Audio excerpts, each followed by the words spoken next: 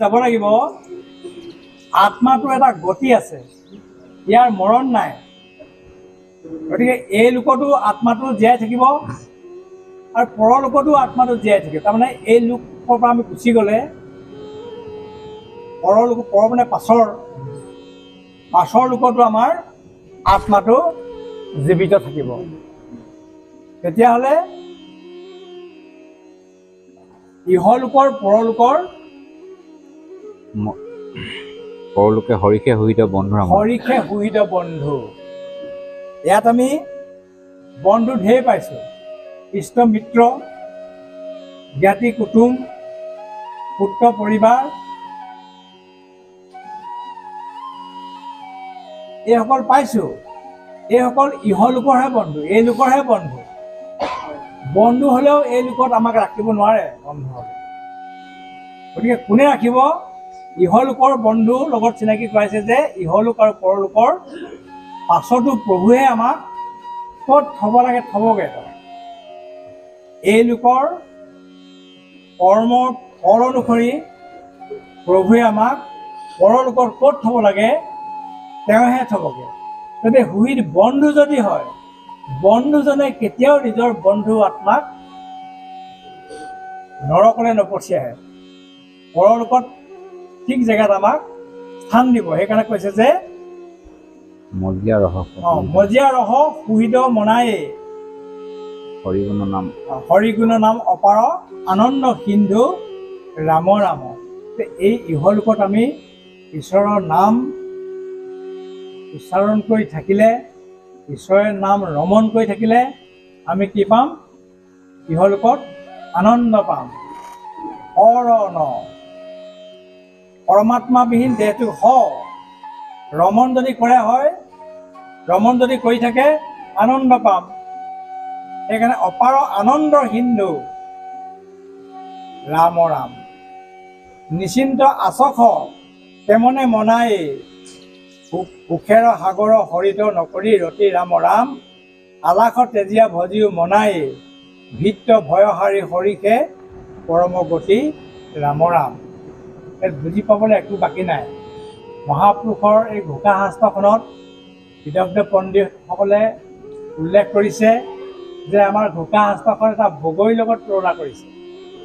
বগৰীটো লোকটোকে দেখি বৰ ভাল যেন লাগে খাবলৈ, কিন্তু ভিতৰটো যে খাব নোৱাৰে আপুনি, কেলে তাত টান বস্তু এটা আছে। ঘোষাখনকো আমাক পণ্ডিতসকলে বগৰীটোৰ লগত তুলনা কৰিছে। বগৰীটো দেখিলে বৰ ধুনীয়া, মুখস্থ কৰিবলৈ ভাল, পঢ়িবলৈও ভাল, কিন্তু মানে ভিতৰৰ তত্ত্বটো যদি বুজি নাপাওঁ তেতিয়াহ'লে ইয়াৰ আচল অৰ্থটো আমি উপলব্ধি কৰিব নোৱাৰোঁ। সেইকাৰণে কৈছে আলাস তেজীয়া ভজিও মনায়ে, ভিত্ত ভয়হাৰী হৰিষে পৰম গতি। তেওঁহে আমাক গতিটো দিব। শুদ্ধ গতি দিয়ে নে অধোগতি দিয়ে, সেই বিচাৰকজন হ'ল কোন? তেওঁ। গতিকে তেওঁক ভজিলে আমি আচল গতিটো পাম। ৰামকৃষ্ণ ৰামকৃষ্ণ বোলৰে পামৰ মন, ভুলীয়া কমনে পাপী মোৰ। ৰামকৃষ্ণ ৰামকৃষ্ণ বোল ভাইয়ে পৰম যতনে তেজীয়া যত অন্যায়। নহয়, ইয়াত হেৰি আছে, ৰামকৃষ্ণ ৰামকৃষ্ণ বোলৰে পামৰ মন।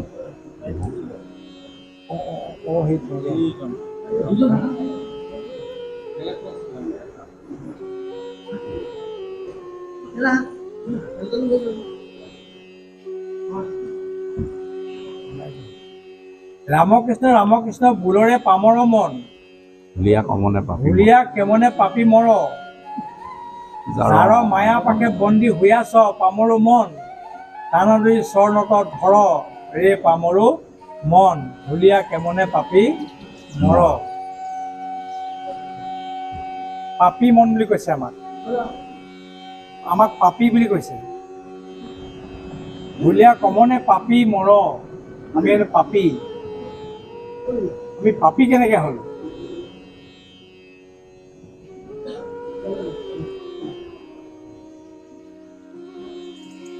আমি পাপী হোৱাৰ মূল কাৰণটো হ'ল মায়াৰ প্ৰভাৱ।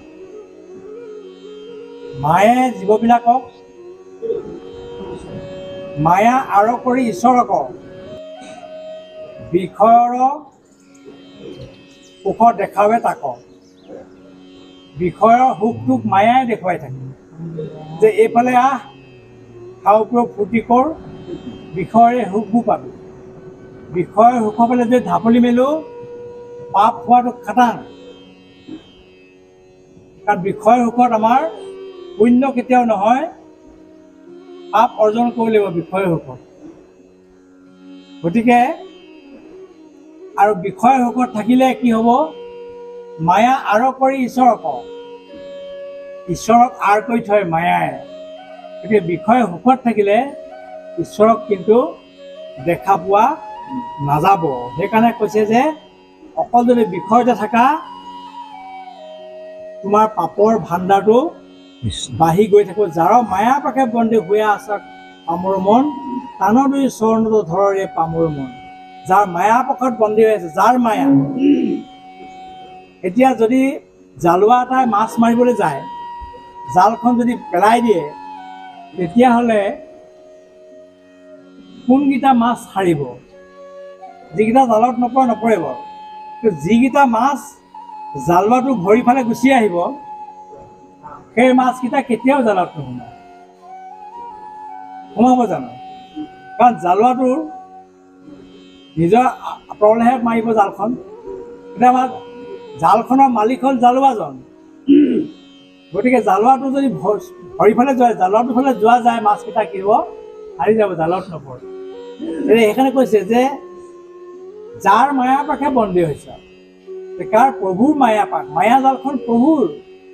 গতিকে প্ৰভুৰ মায়া জালত যদি সোমাবলৈ মন নাই, তেতিয়া প্ৰভুৰ চৰণলৈ যাব লাগিব।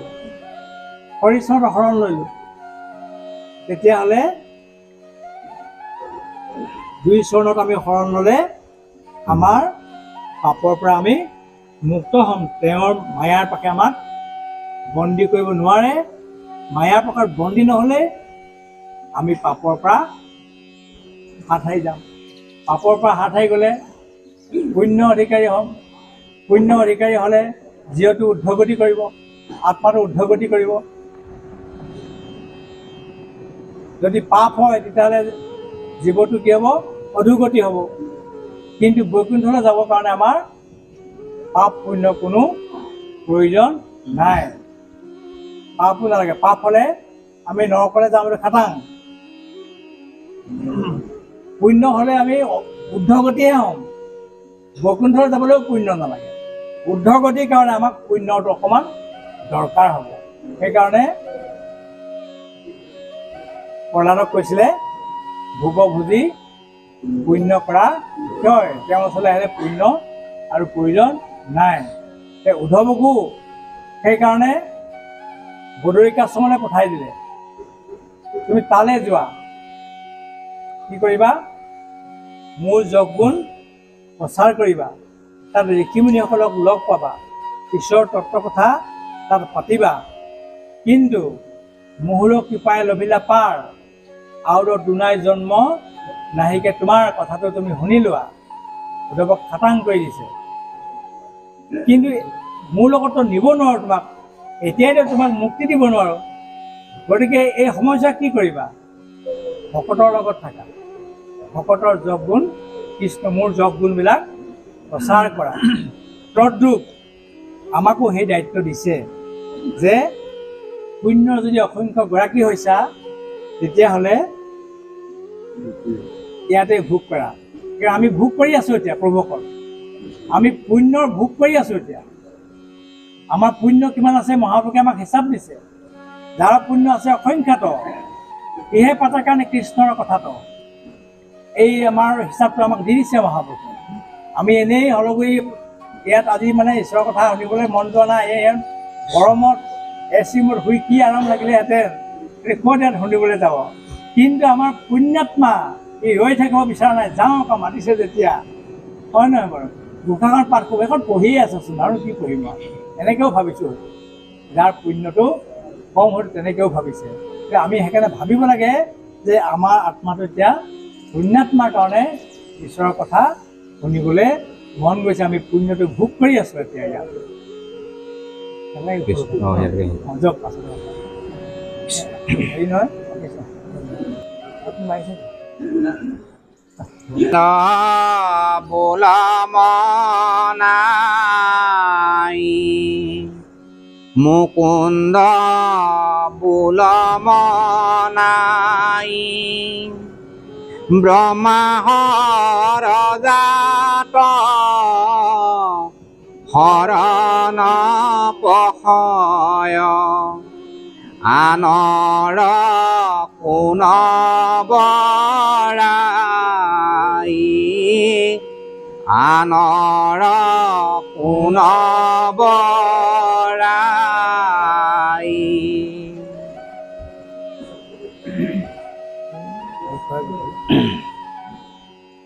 হে ৰাম বিষয় বিকলে নমৰ মন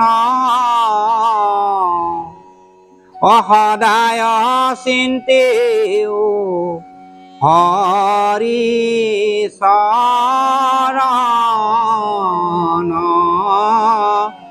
অসদায় চিন্তিও হৰি চৰণ গোবিন্দ বোল মনাই মুকুন্দ বোল মনাই মনাই শব্দটোৱে আমাৰ মহাপুৰুষ মাধৱদেৱে মনটোক কৈছে মনটো আমাৰ 10 ইন্দ্ৰিয়ৰ ওপৰত ৰজা হৈ আছে মনটোৱে যি কৰিব বিচাৰে ইন্দ্ৰিয়বিলাকে সেইটোৱে কৰে ইন্দ্ৰিয়বিলাকে আচলতে কি কৰে প্ৰভুৱে আমাক ইমান সুন্দৰ দেহা এটা দিছে 24 তত্ত্বৰে গতিকে দিছে কি কাৰণে যে জন্ম দিছোঁ মোৰ এখন সংসাৰ মই সৃষ্টি কৰিছোঁ তালৈ যোৱা তোমাক সহায় কৰিবৰ কাৰণে 10টা ইন্দ্ৰিয় লগত দি দিছোঁ বিচাৰিবা খাবা দেখিবা শুনিবা এইকেইটা দি দিছোঁ তোমাৰ জীৱনটোত সহায় কৰিব ইহঁতে গতিকে তাৰ ওপৰত এটা বস্তু দিছে একাদশ ইন্দ্ৰিয় মন চাবচোন প্ৰথমতে এই তত্ত্ববোৰ মহাপুৰুষে দিছে যে মনটোৱে প্ৰথমতে যি কয় ইন্দ্ৰিয়বিলাকে সেই কামটোহে কৰে নিজকে ভাবি চাব প্ৰথমতে মনটোৱে ভাবিব লাগিব যে হলগুৰিলৈ যাওঁ যাব বিচাৰিছোঁ তেতিয়াহে ভৰিকেইটা লৈ আহিব বা হাত দুখন দূৰ খাই যাব গতিকে সেইকাৰণে মনটো আচলতে এই কথাখিনি মনকহে কৈছে জীৱটো কোৱা নাই জীৱটোৰ যিটো মন ইন্দ্ৰিয়টো পাইছে সেইটোকে কৈছে কিন্তু জীৱবিলাকৰ এনেকুৱা বিলয় হ'ল কৃষ্ণ মনটোক মানে বশ কৰিব নোৱাৰে জীৱবোৰ এইটো বিলয় মনটোক বশ কৰিব নোৱাৰে নানা কৰ্ম কৰিবাক কৰে আলোচন একো কৰ্ম সিদ্ধি নহয় তাকে বোলে মন আমাৰ অসমীয়া ভাষা হেৰিয়াত কয় যে ৰাতি হ'লে হাত হাল বাই পুৱা হ'লে এহাল নাই সেইটো মনৰ পৰিকল্পনা গতিকে মনে মানে সেই ভাৱনাই জীৱবিলাকক মনে আমুক কৰিম তামুক কৰিম ইমানবোৰ আলোচনা কৰি থাকে কিন্তু আমাৰ লগত মনৰ লগত কি হৈছে মনক অকলে দিয়া নাই মনৰ 4টা অৱস্থাৰ কথা কৈছে এটা কি হৈছে মন তাৰপিছত বুদ্ধি সংকল্প বিকল্প যি নিৰ্ধাৰণ কৰিব পাৰে তাকেই কৈছে বুদ্ধি কোনটো কৰিম তাক মাৰটো মাৰিলে ভাল হ'বনে নেমাৰিলে ভাল হ'ব এই যিটো সংকল্প বিকল্প কৰোঁ নে নকৰোঁ এই সিদ্ধান্তটো বুদ্ধিটোহে দিব আৰু চিত্তটোৱে সদকৰ্ম কৰে নিতে নিত চিত্ততে সৎকৰ্মটোৱে সদায় কৰিবৰ কাৰণে সিদ্ধান্ত দিব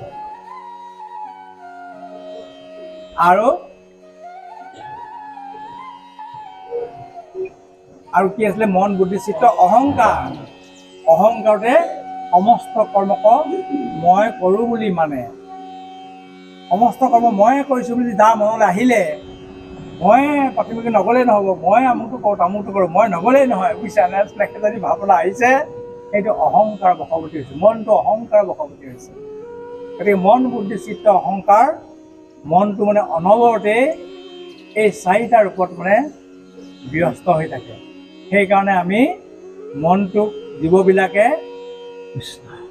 মানে বশ কৰিব নোৱাৰে বা সেইকাৰণে মহাপুৰুষ মাধৱদেৱে এইটো বুদ্ধি উলিয়ালে যে মনটো কি কৰা, ঈশ্বৰৰ ওচৰত অৰ্পণ কৰি দিয়া। মনৰ গৰাকী তেওঁ, আমাৰ পঞ্চভৌতিক দেহটোৰ গৰাকীহে তেওঁহে আমাক সৃষ্টি কৰি দিছে। এই দেহটোৰ গৰাকী যিজন, তেওঁকে অৰ্পণ কৰি দিয়াচোন। যি দিছিলে তাকে অৰ্পণ কৰি দিয়া, কাইটো তেওঁকে অৰ্পণ কৰি দিয়া। তেওঁহে দিছে আমাক কাইটো, আৰু মন বুদ্ধি চিত্ত অহংকাৰ কোনে দিছে? তেওঁৱে দিছে। মনৰ এই অৱস্থাটো মনটো তেওঁকে দি দিয়া। সেইকাৰণে এইটো মহাপুৰুষৰ চিন্তাই সমগ্ৰ মানৱ জাতিক কায় বাক্য মন ঈশ্বৰত অৰ্পণ কৰি দিয়া। এই চাৰিটা বস্তুৰ গৰাকী তেওঁক যদি অৰ্পণ কৰি দিওঁ, আমাক মনটোক বা এই জীৱটোক বিষয়ৰ ফালে কেতিয়াও ধাবিত হ'ব নোৱাৰে। কাৰণ তেওঁ অৰ্পণ কৰি থোৱা থাকিলে তেওঁ জীৱৰ কেতিয়াও অকল্যাণ নিবিচাৰে। তেওঁ সৃষ্টি কৰা জীৱবিলাকৰ অকল্যাণ কেতিয়াও নিবিচাৰে। তেওঁ কি হয়, কিন্তু জীৱবিলাকৰ নিজৰ কৰ্মফল অনুসৰিহে কল্যাণ অকল্যাণটো ভোগ কৰিব লগা হয়। তাৰ দুখে গুণে ভগৱন্তক কেতিয়াও নুচুৱে। সমৰ্থ জগতত ব্যাপী আছো মই হৰি, হেনমতে আছো মই জগতত ব্যাপী। তেওঁ জগতত ব্যাপী আছে, তাৰ দুখ গুণে মোক নুচুৱে কদাপি। জীৱটো যদি কিবা দুখ কৰিছে, কিবা ভোগ কৰিব লগা হৈছে ক'ৰবাত, তাৰ দুখ গুণ তেওঁ প্ৰভুক নুচুৱে বুলি কৈছে। মই যদিও সৃষ্টি কৰিছোঁ, জীৱটোৰ দুখ গুণৰ কৰ্মফলে মোক কেতিয়াও নুচুৱে, জীৱটোকহে চুব। গতিকে মহাপুৰুষে বুদ্ধি দিছে যে তেতিয়াহ'লে গৰাকীক আমি অৰ্পণ কৰি দিওঁ, কায় বাক্য মন প্ৰভুকে অৰ্পণ কৰি চাওঁচোন। কিন্তু মায়াৰ মোহিত জীৱবিলাক আমাৰ বিষয়ৰ প্ৰতি ধান্দাটো স্বাভাৱিকতে বেছি হ'বই, এইটো আমাৰ গাত দুখ নাই। কিন্তু প্ৰভুৱে কৈছে ইয়াত, সেইকাৰণে ব্ৰহ্মাক দেখুৱাইছে। ব্ৰহ্মা হৰো জাত হৰণ প্ৰকয়। ব্ৰহ্মা কোন? প্ৰভুৰ প্ৰথম পুত্ৰ জনেই যদি মায়াৰ প্ৰভাৱৰ পৰা ৰক্ষা পাবৰ কাৰণে প্ৰভুৰ শৰণাপন্ন হৈছে, আমি সেই আদৰ্শটো ল'ব পাৰোঁ। সেইকাৰণে লিখিছে ব্ৰহ্মাই প্ৰভুত শৰণাপন্ন হৈছে। ব্ৰহ্মা ভগৱন্তৰ মানে এটা শক্তি তেওঁ নিজে লৈ আহিছে। এইটো মানে সৃষ্টি এটা ৰহস্য। সেইকাৰণে ব্ৰহ্মাক যেতিয়া তপ শব্দটো উচ্চাৰণ কৰিলে সৃষ্টি পাতনিতে, ব্ৰহ্মাই অনুভৱ কৰিলে। প্ৰথমতে ব্ৰহ্মাই ভাবিছে মই ক'লৈ আহিলোঁ, চাৰিওফালে পানী, পদুমৰ পাতত বহি আছোঁ। 1000 বছৰ বিচৰাৰ পাছতো তেওঁ তত্ত্বটো উপলব্ধি কৰিব নোৱাৰিলে, সম্ভৱ নহ'ল। আমাক দেখুৱাইছে জীৱবিলাক ক'ৰ পৰা আহিলে, ক'ত থাকিব, ক'লৈ যাব, এইটো নিজে একো নিৰ্ধাৰণ কৰিব নোৱাৰে। কেতিয়া নিৰ্ধাৰণ কৰিব পাৰিব? ভগৱন্তৰ যদি কৃপা পাত্ৰ হয়, ভগৱন্তৰ যদি অকণ কৃপা পায়। সেইকাৰণে প্ৰভুৱে দেখিলে কিছুমান একো হোৱা দিয়ে কোৱা নাই, মই সৃষ্টি কৰিছোঁ, মোৰ কামৰ কাৰণে তেওঁক সৃষ্টি কৰিছোঁ। গতিকে তপ শব্দ এটা উচ্চাৰণ কৰি দিলে। তপ শব্দটো ব্ৰহ্মাই প্ৰথম শ্ৰৱণ কৰিছে। তপ, যত দেখা শুনা মানে মই বিচাৰত। যত দেখা মানে সেই সময়ত তেওঁ অকল চাৰিওফালে পানী দেখিছে আৰু পদুম ফুলৰ পাতত নিজে বহি আছে, এইটোৱে দেখিছে। যত দেখা শুনা মানে কি? তপ শব্দটোৱে শুনিছে আৰু একো শব্দ শুনা নাই। যত দেখা শুনা মানে মই বিচাৰত বুলি কৈছে তাত তেওঁ। তুমি যে তপ শব্দটো শুনিলা, বিচাৰত ময়ে তোমাক তপ শব্দ কৈছোঁ। আৰু তেওঁ তেতিয়া প্ৰভুক তপ কৰিব লাগে বুলি ধ্যানত বহি গৈছে। কেনেকৈ জানিলে তেওঁ? সেইটোত বিজ্ঞানটো সোমাই আছে। কাৰণ প্ৰভুৰ পৰা তেওঁ আহিছে যেতিয়া, প্ৰভুৰ এটা গুণসম্পন্ন, প্ৰভুৰ এটা শক্তি তেওঁ নিজে লৈ আহিছে। এইটো মানে বিজ্ঞানসন্মত আৰু সৃষ্টি ৰহস্য। সেইকাৰণে আমাৰ সন্তানবিলাক দেখিবলৈ আমাৰ নিচিনা হয়। আমি আমাৰ নিচিনা কৰোঁ বুলি কৰিব নোৱাৰোঁ, বেলেগ কৰিব নোৱাৰোঁ। এইটো বিজ্ঞান, এইটো হ'বই। এইটো দিনে মানে আমাৰ গুণবিলাক সন্তানৰ গালে গুচি যায়। এইটো বিজ্ঞানসন্মত। আমাৰ শাস্ত্ৰই সেইটোৱে কৈছে যে ব্ৰহ্মাই সেইকাৰণে বুজি পালে যে প্ৰভুৰ এটা মহাশক্তি তেওঁ লৈ আহিছে। কাৰণে তপ শব্দটো শুনাৰ লগে লগে গম পাই গ'ল যে প্ৰভুকে তপ কৰিবলৈ গৈছে। সেইজনে ব্ৰহ্মায়ো মায়াৰ পৰা ৰক্ষা পাবৰ কাৰণে ভগৱন্তত যদি আশ্ৰয় লয়, ব্ৰহ্মাৰ পুত্ৰ মনুৰ পৰা আমি উৎপত্তি হোৱাৰ কাৰণে আমাৰ নাম মানুহ। এইটো আমাৰ সৃষ্টি ৰহস্য। আমি মানুহ কেনেকৈ পালোঁ? ব্ৰহ্মাৰ পুত্ৰ হ'ল মনু। মনুৰ পৰা আমি জন্ম হোৱাৰ কাৰণে আমাৰ নাম হ'ল কি মানুহ। গতিকে আমি তেতিয়া কাৰ কাম কৰিম? আমিও তেতিয়াহ'লে ব্ৰহ্মাৰ যিটো উপদেশ, ব্ৰহ্মাৰ যিটো কৰিছে সেইটো সেইকাৰণে মহাপুৰুষে আনিছে তথ্যটো যে ব্ৰহ্মা সৰু জাত শৰণ পশয়, তেওঁলোকে আদি সৃষ্টি আদি বস্তু, তেওঁলোকে যদি প্ৰভুতে শৰণ পকিছে, তেতিয়া আমিতো পৰৱৰ্তী বছৰ নাতিপুতিহে আমি ইমান আমি পাছৰ মানুহ।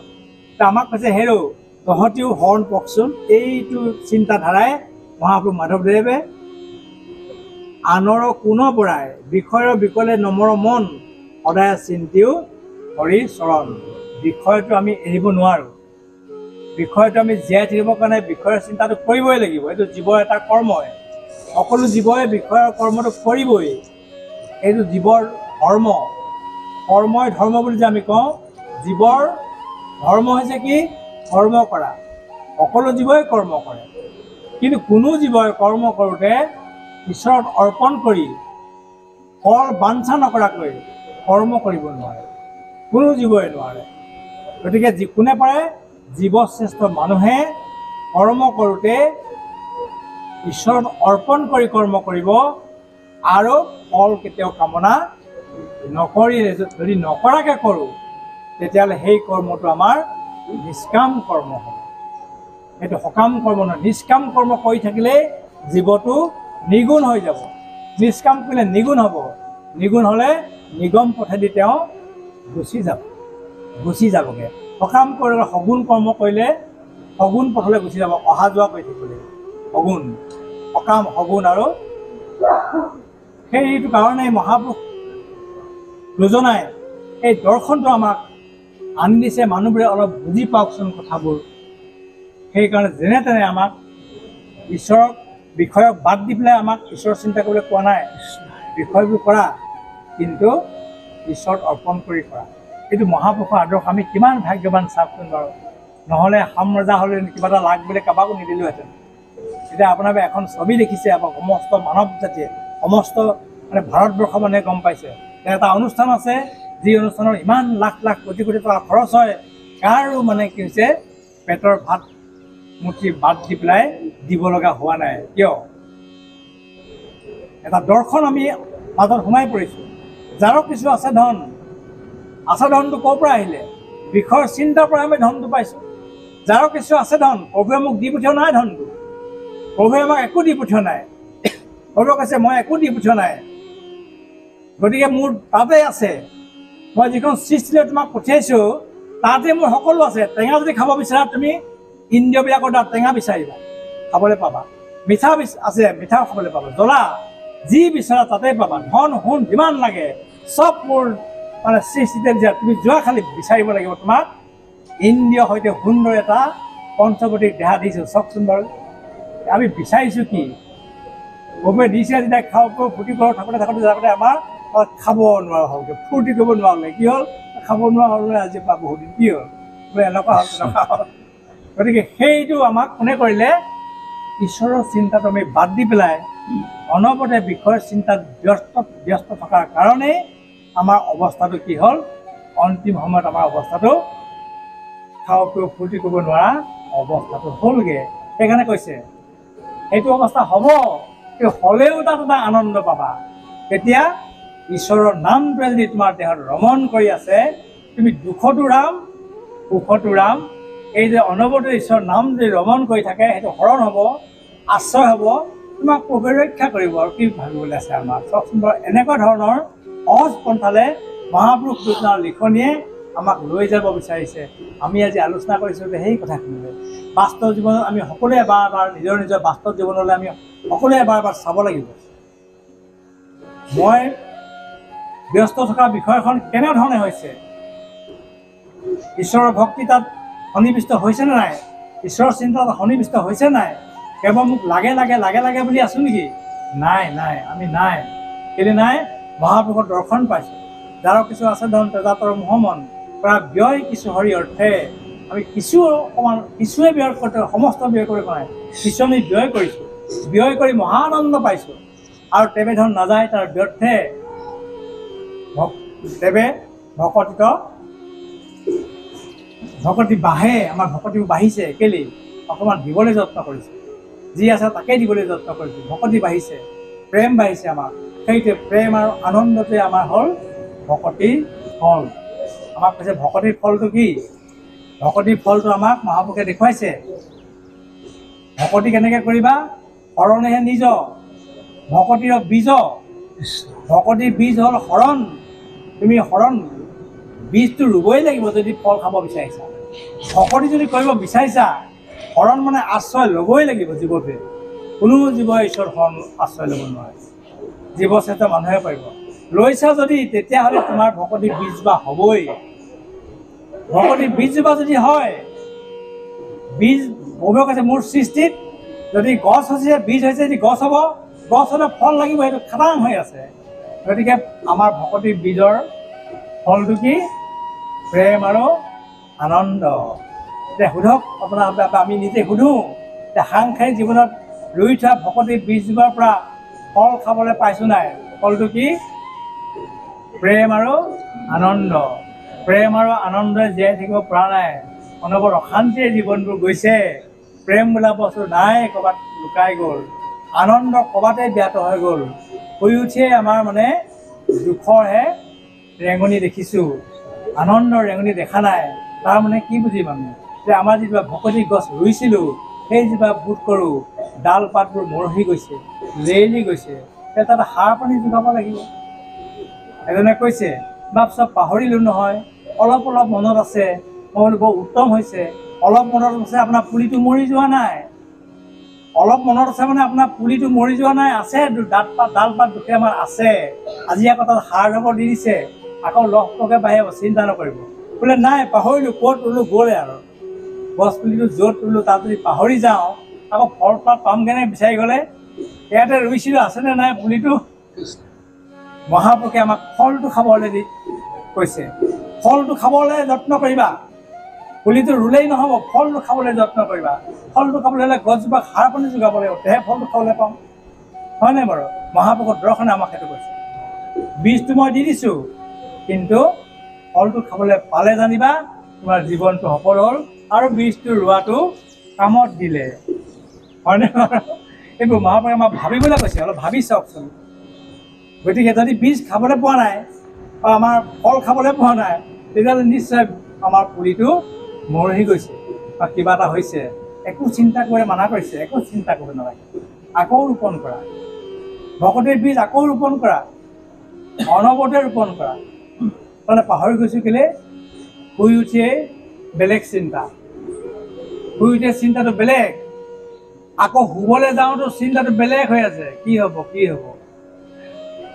শুই উঠিও চিন্তাটো বেলেগ, শুবলৈ যাওঁতো চিন্তাটো বেলেগ। যিটো চিন্তা আমি শুওঁ, ৰাতিপুৱা চাব সেই চিন্তাই আমি হাৰ পাম। ইয়াৰ কোনো বিকল্প নাই, এইটো শাস্ত্ৰসন্মত বিজ্ঞানসন্মত। গতিকে আমাক মহাপুৰুষ দৰ্শনে কৈছে কি? আটাইতকৈ যদি উত্তম সময় পাইছা ঈশ্বৰৰ নাম ল'বলৈ, যেতিয়া শয়নৰ সময়ত বিচনাত পৰিবা, সেই সময়তে তোমাৰ একেবাৰে আজৰি সময়। তাৰ আগত আপোনাৰ আজৰি নাই, ক'ত কি ঘূৰি ফুৰ ঠিকনা নাই। শুবলৈ যেতিয়া গ'লে তোমাৰ একো কাম নহয় আৰু। শুই থাকোঁতে তুমি যিমান পাৰা ঈশ্বৰৰ নাম লৈ লৈ টোপনি যোৱা, সেইটোৱে ঈশ্বৰৰ নাম লোৱাৰ মানে আজৰি সময় বুলি কৈছে আমাক। লৈ থাকোঁচোন, আমি সেই সময়তে যাব লগা হয় যদি, অন্তকালে যাক স্মৰি মৰে নৰ, উপজীয়া পাই আপোনো সেই ক'লে বৰ। আমি যদি ঈশ্বৰ চিন্তা কৰি শুই থাকোঁতে গুচি যাওঁ, তেতিয়াহ'লে আকৌ উপজীয়া পাই আপোনো সেই ক'লে বৰ। ঈশ্বৰ চিন্তা কৰি যদি মৰি গৈছোঁ, আকৌ ঈশ্বৰ চিন্তা কৰা কলেবৰ এটাহে পাম। এইটো আমাৰ মহাপুৰুষৰ দৰ্শনে আমাক কৈছে যে সেইকাৰণে মনৰ পৰা ঈশ্বৰৰ চিন্তাটো ব্যাহত হ'বলৈ নিদিবা। হয়, খং ৰাগ দম্ভ দেশ্য অহংকাৰে আমাক চাৰিওফালৰ পৰা বেৰি আছে। যমকাল মায়া মৃত্যুৱে বেৰি আছে বাঘজালি কৰি। এনে জীৱক কোনে তাৰিব কওক, বিনে কৃপাময় হৰি। ভাবিছে নেকি যে ঈশ্বৰৰ নাম নল'লে মোৰ ধন টকা পইচা, চাৰিটা ভঁৰাল আছে, হাতী আছে, গাড়ী আছে, বাগান আছে, হৈ যাব? নহ'ব। হ'ব, তুমি বেমাৰত তুমি ৰক্ষা পাবা, কিন্তু আচল পৰলোকৰ যিটো বিধ, আমাক পৰলোকৰ যিটো বিধ, সেইটো ঈশ্বৰৰ নামৰ দ্বাৰাহে পৰলোকৰ বিধটো আমাৰ বেংক বেলেঞ্চ হ'ব। তাত তেতিয়া আমি খৰচ কৰিব পাৰিম। চাওকচোন, ইমান সুন্দৰকৈ বুজাবলৈ যত্ন কৰিছে, কিন্তু আমি আলোচনা নকৰোঁ বা কৰিলেও চিন্তা কৰি নাচাওঁ। পঢ়িব লাগে না পঢ়িলোঁ, কৰিব লাগে কৰিলোঁ। আমাক মহাপুৰুষে চিন্তা কৰি মানা কৰিছে, একো চিন্তা নকৰিবা, তেনেকুৱা হৈছে যদি একো চিন্তা নকৰিবা। কেলে চিন্তা নকৰিবলৈ কৈছে? স্বধৰ্ম তেজি কৰে কৃষ্ণক সম্পত্তি, যেবে প্ৰেমপূৰ্ণতা নহ'লে ভকতি। আমাৰ প্ৰেমপূৰ্ণ ভকতিটো নহ'লগৈ। আমি মানে ফলটো খাবলৈ পালোঁ, কিন্তু বৰ সোৱাদ নহয়, মেকেনা হ'লে এডোখৰ পোকে খালে, তথাপিতো ফলটো খাবলৈ পাইছোঁ। চিন্তা কৰি মানা কৰিছোঁ, চিন্তা একো নকৰিবা। যদি ভৰিল ভস্ত বা অল্পতে গ'ল প্ৰাণ, তথাপিতো তাহাৰ দ্বাৰা নাহিকে অকল্যাণ। তোমাৰ অকল্যাণ কেতিয়াও নহ'ব। প্ৰয়াস কৰিছিলোঁ হয়, পিঙিচকৈ খংটো মই এৰাব নোৱাৰিলোঁ, মোক খংটো থাকিলেই হয় নহয়। আমাক এটা কৰ্ণদৃশ্য পাতি দিলে হয় নহয়। সমাজৰ দৃষ্টিত কৰ্ণদৃশ্যসকল মানে মোলেও এটা শ্ৰদ্ধা কৰে। আমি কিমান উপযুক্ত লোক হ'ব লাগিছিলে, কিন্তু পাৰিছোঁনে? নিজকে ধিক্কাৰ জন্মে কেতিয়াবা। আমি উপযুক্ত হৈছোঁনে বাৰু? হয় নহয়? কিয় হৈছোঁ মানে এই যে আমাৰ জীৱন যিটো প্ৰক্ৰিয়া, মহাপুৰুষৰ দৰ্শনৰ মতে আমাৰ জীৱন প্ৰক্ৰিয়াটো আৰম্ভ নহ'ল, হ'লনে নাই ভাবি চাওকচোন। হয়নে বাৰু? আমাৰ জন্ম, মহাপুৰুষৰ দৰ্শনবিলাক আমাৰ জন্ম কোন মুহূৰ্তত হ'ব লাগে, জন্ম হোৱাৰ পিছত কি কৰিব লাগে, শিশু হোৱাৰ পিছত কি কৰিব লাগে, ইত্যাদিবিলাক আমাৰ দৰ্শন দিছিলে নহয়। শৰণ কেতিয়া ল'ব লাগিব, 12 বছৰ 6 বছৰ গুৰু পৰিচয়, হ'লনে বাৰু? সেইবোৰ নহ'ল। সেই মহাপুৰুষৰ জীৱন দৰ্শনৰ মাজেদি আমাৰ জীৱনটো গঢ়ি নুঠিলে কাৰণে আমাৰ অৱস্থা কি হ'ল, সেই মানে মেকেনা ফলটো এতিয়া খাইছোঁ, অকণ সোৱাদ নাই, সেইটো একামোৰ মাৰি একামোৰ পেলাই দিছোঁ, সেইকাৰণে পিঙিচকৈ খংটো উঠিছে। গতিকে তথাপিতো মহাপুৰুষে আমাক মানা কৰিছে, চিন্তা একো নকৰিবা। ভস্ত হ'লেও ঊৰ্ধ্ববাহু কৰি মই কৰোঁ অংগীকাৰ, অধৰ্ম জাতিটো যদি জন্ম ভৰিল তাৰ, জ্ঞানীটো কৰ্মীটো কৰি তথাপি অধিক, দেৱৰো বন্দনী সেইটো ভকতি ৰখিব। ভাবি চাওক, কথাটো মিলিছে অকণমান আমাৰ জীৱনবিলাকৰ লগত। এতিয়া ইয়ালৈ আহিছোঁ যদিও কেতিয়াবা কি হয়, এই ঈশ্বৰৰ কথা শুনিবলৈ মন নাযায়, ঘৰলৈ চেং চেং মনত পৰি থাকে। আমাৰ গাত দুখ নাই, এতিয়া পুণ্যটো কম হৈ আছে, আহিছোঁ যেনে তেনে, পুণ্যটো কম হৈ আছে কাৰণে ভকতৰ সং পাইছোঁ, ঈশ্বৰৰ কথা আমাৰ শুনিবলৈ ইয়াতো মন নোযোৱা হৈছে কেতিয়াবা। ইত্যাদিবিলাক আমাৰ কৰ্মফলৰ কাৰণে আমি ভুগিছিলোঁ। চিন্তা কৰি মানা কৰিছে, আকৌ গৈ পেলাই সেই আগতে আমি তেনেকুৱাই আছিলোঁ কিবা এটা, এইবাৰ নহয়, এইবাৰ হলগুৰিয়াতে দিম, এনেকুৱা এটা নামঘৰ পাবা, সেইটো নামঘৰ ভৰ্তি হৈ যোৱা ভকত লগ পাবা, তালৈ মাত্ৰ তুমি গ'লেই হ'ল। ভকতৰ চৰণ দৰ্শন এজন দুজন নহয়, সমস্ত ভকতৰ আমাৰ ভাৱনাবোৰ তেনেকুৱা হয়। আজি বন্তি এগছ জ্বলাবলৈ কৈছে আমাক, হয় নহয়? এইটো আমাৰ শ্ৰীমন্ত শংকৰদেৱ সংঘৰ নিৰ্দেশনা, যে গুৰু আৱিৰ্ভাৱ মহোৎসৱ, মহাপুৰুষৰ আৱিৰ্ভাৱ মহোৎসৱত এগছি বন্তি জ্বলাবা, সমস্ত জগত পোহৰাই কৰিবা। কোনে? মহাপুৰুষৰ আদৰ্শৰ বন্তি গছ জ্বলাইছোঁ আমি। মহাপুৰুষৰ আদৰ্শ তেলৰ বন্তি গছৰ কথা কোৱা নাই আমাক, মহাপুৰুষৰ আদৰ্শ বন্তি গছ আমি জ্বলাইছোঁ, হয় নহয়? দিনটো ভাগৰে জোগাই আছোঁ, তথাপিতো যাওঁচোন আকৌ পাঠ কৰিবলৈ। আজিচোন নামখাৰ গালোৱে লেঠাৰে মৰিলে, তাকো কিনো আকৌ নামঘৰলৈ যাবাহে, বন্তি সিহঁতে নজ্বলিলে আৰু এইফালে বন্তি, এতিয়া বন্তি জ্বলাইছোঁ আমি, আজি বন্তি জ্বলাইছোঁ, সেয়া আমি বন্তি জ্বলাইছোঁ। আমাৰ ভক্তিৰ বন্তি গছ আমি আজি উজ্জ্বলিত কৰিছোঁ। এইজন কিয় দৰকাৰ আছে, এই নাট গাঁৱৰ পৰা আহিবলৈ চাইকেল মাৰি মাৰি আছে জানো কিবা এটা মনত যদি ভাবে, এই নেযাওঁ আৰু বৰ ভাগৰ লাগিছে পাই, লগ নাই নেপালোঁ, ফোন মাৰিলে বোলে এই লগ নেপালোঁ পাই, নেযালোঁ, নেচাম হৈ থাকিলে আহিব লগা হৈছে, কোনে আনিছে ইয়ালৈ? এই মহাপুৰুষৰ আদৰ্শৰে জীৱাত্মাটোক উদ্ভাসিত কৰি ৰাখিছে, যোৱা যোৱা মাতিছে যোৱা, এই ভাৱনা। এই তেনেকুৱা ভাৱনা যদি আমাৰ জীৱনত প্ৰকাশিত হৈছে, প্ৰভুসকল ভাবিব এই মহাপুৰুষৰ দৰ্শনে আমাক অলপ হ'লেও ক্ৰিয়া কৰিছে।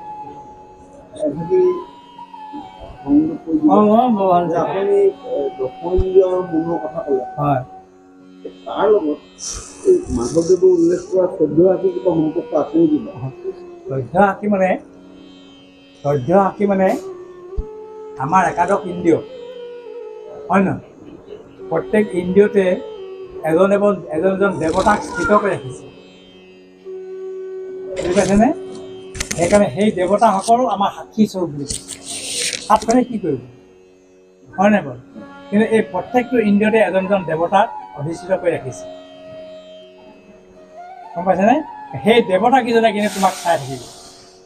সেইকাৰণে সেইটো আমাৰ 14জন আঁকি, মন বুদ্ধি চিত্ত অহংকাৰ। গতিকে এই 14জন সাক্ষী কথা আমাক তেনেকৈ কৈছে বুলি ভাবিছোঁ দেই। প্ৰভুসকল দেৱতা কিজন ৰাখি থৈছে তাত, সিহঁতে দেখি থাকিব তাত। মানে হাতখনে ক'ৰবাত দেখিব নেকি, আমাৰ ভৰিটো ক'ৰবাত দেখিব নেকি, কাণে ক'ৰবাত দেখিব নেকি, হয় নাই? নাকে ক'ৰবাত দেখিব নেকি? গতিকে এই প্ৰত্যেকটো ইন্দ্ৰিয়তে আমাৰ এজন এজন দেৱতাক স্থিত কৰি ৰাখি থৈছে। মানে ইন্দ্ৰিয়ৰ লগত এই 14টি অলপ সম্পৰ্ক আছে সম্পৰ্ক আছে। সাক্ষী মানে দেৱতাকেইজন হয় নাই বাৰু? দেৱতাকেইজন প্ৰভুৱে সন্তান নহয় জানো? গতিকে সিহঁতে ৰিপৰ্টটো দি দিবগৈ, প্ৰভু ৰিপৰ্টটো দি দিবগৈ। সাক্ষী ধৰিছে নহয়, মই প্ৰভুক কৈছে মই তোমাৰ ৰাখিছোঁ সাক্ষী, গতিকে দেৱতাই কৈ দিবগৈ অঁ এওঁ এনেকুৱা কৰিছে তোমাৰ কৰিছে সেই 14 সাক্ষী। হয় বৰ ভাল হৈছে কথা হৈছে নাই নাজানো দেই, গোবিন্দ হয়। কৃষ্ণ অঁ ভৱ সিন্ধু হেতু হৰি চৰণ যম কাল মায়া দুখ তাৰণ যম কাল মায়া দুখ তাৰণ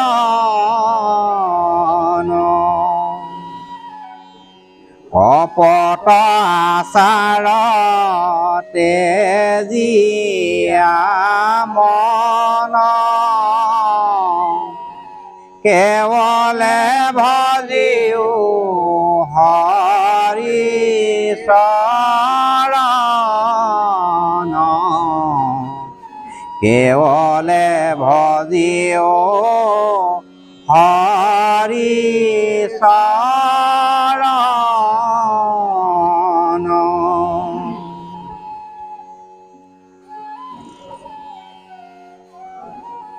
ঐ তব তেজিয়া ভজিও হৰি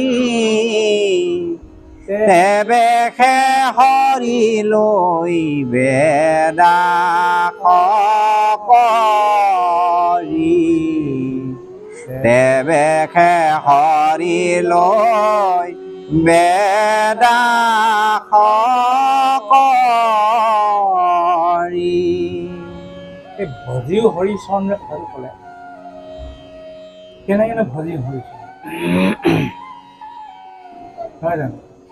হৰিটো লগেই পোৱা নাই, পোৱা হ'লেতো আৰু মানে ৰাতিপুৱা শুই উঠি খাই আৰু খুৱাই খুৱাই গোটেইখিনি কৰি ভজিব পাৰিলে।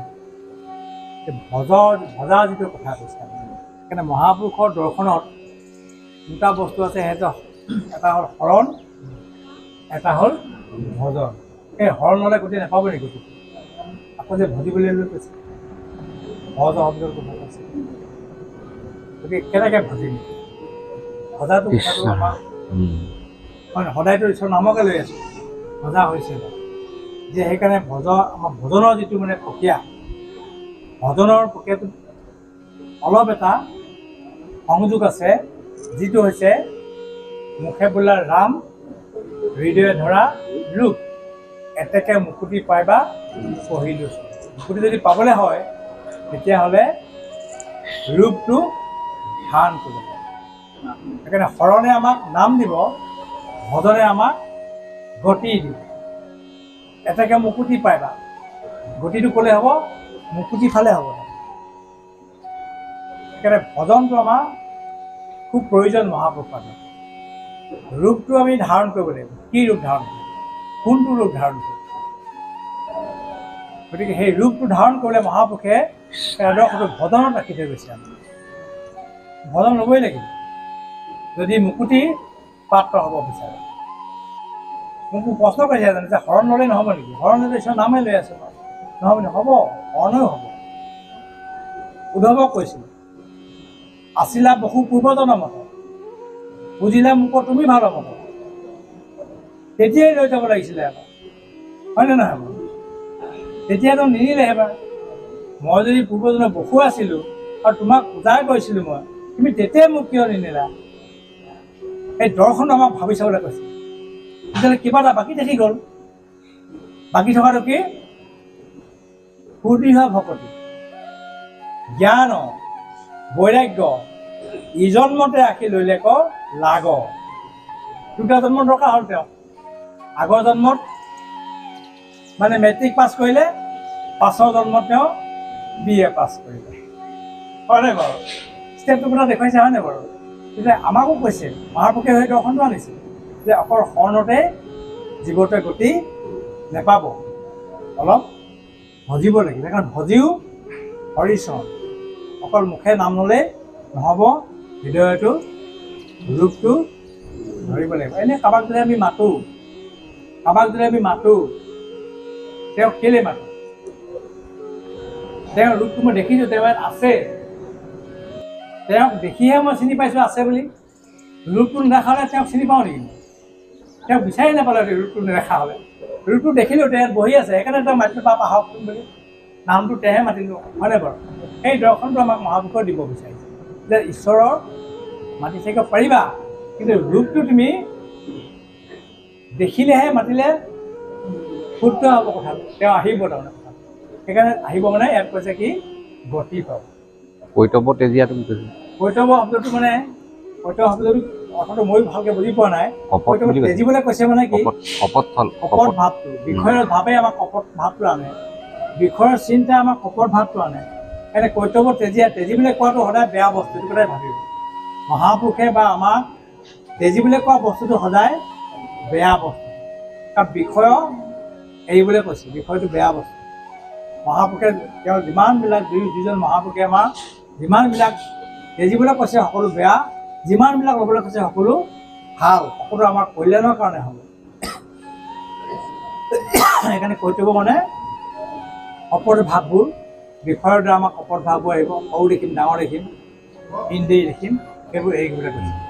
তোমাৰো মায়া হেৰি কপট গুণকত তোমাৰ মায়া আহে, তোমাৰ মায়ে কপটতে মুহি আছা, আমাক গোচাঁয়েকৰ মায়া আছে, আমি তোমাৰ ওচৰত আমি ভজিলোঁ কপটটো তেওঁৰে, তেওঁ আছে মায়া, তেওঁ সেইবোৰ লীলাহে। প্ৰভু আনন্দটো ক'ত? তেওঁতো শুয়ে আছিলে, কোনো চিন্তা নাই, শুই থকা নাই প্ৰথমতে তলাৰ ভিতৰতে, কিন্তু ঘটনাটো বেলেগ হৈ গ'ল নহয়। প্ৰথমে নিশ্চাকে বাজক ভৈৰৱ বেদকণ, শুই থাকোঁতে বেদ কেতিয়া ওলালে ক'বই নোৱাৰে। বেদে স্তুতি কৰি দিলে, লগে লগে বিষ্ণুক স্তুতি কৰি তুলিয়ে দিলে, তুলি লৈ পেলাই বেদে স্তুতি কৰিলে, জয় জয় হ কৰি আনন্দ প্ৰকাশ, সমস্ত জীৱৰ কৰা মায়াৰ বিনাশ, লাগিলে কেনাহে কিতে। মায়া বিনাশ যদি কৰিবলগীয়া হয়, তেতিয়াহ'লে মই এতিয়া সৃষ্টি পাতনি মেলিব লাগিব। এই যে সৃষ্টি পাতনি জীৱ সৃষ্টি কৰিলে, মায়া সৃষ্টি কৰিলে, কৰি পেলাই গোটেইবিলাকে মায়াই বান্ধিলে, বান্ধি পেলাই ক'লে মায়ে বোলে মন আছে নেকি? মন আছে যদি যাৰ ইচ্ছা আছে মুখ্য পাইবা ক, নালাগে দূৰক যাইবা ক, হৃদয়তে আছে ঈশ্বৰক ভজা, হয় নহয়? গতিকে আমাক কৰিবলৈ মন আছে এইটো কৰা। প্ৰভুৱে দেখিলে এইটো জীৱ কম নহয় দেও, ইয়াক মই প্ৰথমতে মানে স্থাৱৰ জংগমত দিলোঁ, 20 লক্ষ স্থাৱৰ জংগমত দিলোঁ, কুমাংশ নৱলক্ষংশ, কুমাংশ কাছৰ জন্মত 9 লক্ষ বাৰ, 9 লক্ষ, জলজং 9 লক্ষ, জলত উদ্ভিদে 9 লক্ষ দিলোঁ, পশু কৰি দিলোঁ, 10 লক্ষংশ পচিনাংশ, 300 লক্ষংশ পচনাংশ, 30 লক্ষ পশু, 14 লক্ষ বানৰো দি চালোঁ, অৰ্ধমানৱক কৰি চালোঁ, নোৱাৰিলে ঈশ্বৰ। অৰ্ধমানৱৰ পাছত ভাগিলে কি এই জীৱটো কৰ্ম বিকাশ হৈ এতিয়া মনুষ্য কৰি দিওঁ, তত মনুষ্যত প্ৰাপ্তি, মনুষ্য তৎকমানি সাধাৰণত, মনুষ্য যেতিয়া দি দিলোঁগৈ তেতিয়াহে কৰ্মটো সাধন কৰিব। কৰ্মটো কোনটো? যোৱা মই পঠাইছোঁ, আকৌ মোৰ ওচৰলৈ গুচি আহিবা, সেইটোৱে মই চাই থাকিম তুমি কি কৰা। চাই দেখিলে যে নোৱাৰিলে, এখন গৈ পেলাই এইটো কম নহয় দেও, 84 লক্ষ যদি পাৰ হৈ আহি পেলাই এতিয়া মোক ভজি পেলাই মোৰ ওচৰলৈ গুচি আহিলে, এই জীৱটোক চতুৰ্ভুজ মূৰ্তি ধাৰণ কৰি পেলাই আত্মাটো প্ৰভুৱে বকুলচলৈ লৈ গুচি গ'ল। সেই দৰ্শন প্ৰভু সেইটোৱে লীলা, এইটো জীৱই নোৱাৰিলে যদি কি হ'ব?